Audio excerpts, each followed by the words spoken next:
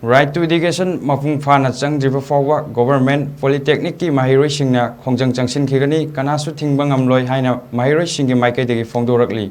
takyel leba government polytechnic ki chhatra singna institution asigi waliba teaching amasung teaching staff happy dabana maram oiraga ngasi su Khongjang makha tana changsinjuna manipur police na chawna muknaki Khongjang changsinbada saruk yariba Maheiroi amana phongdorakpada guest teacher na larik takpi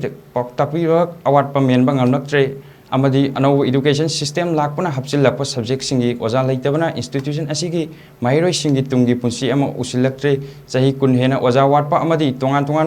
problem sing matangda memorandum mari leinaba singda vision kibaga record leiri wakat sing asi ngasi PHAOBA tabidaba namsil lakli makha tana leingak na sab saba thabak piraktribam PHAOBA Maheiroi singi Khongjang halloi haina wafam thamki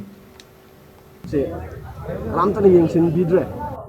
adagi lab ki instructor wat pamram oiga akoigi maru aiba technical students akoigi maru aiba lab activities practical mayam do mayam ma taw khidre akoina aduduna akoi se blindly tamba gi style da mawong da lak pa hore hauzik se akoi se first year second year akoina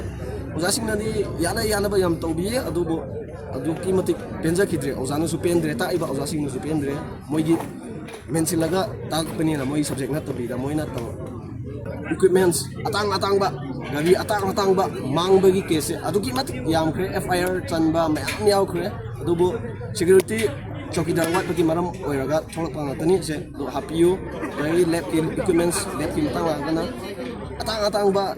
first technical institute nina machine akoina sata singna practical to da equipments atang ba adunik office lay adubo yang sini bina ba takpina ba mili chokdina upun thanga ga mirang overload tawraga lay haudik se si yang sin bi hajer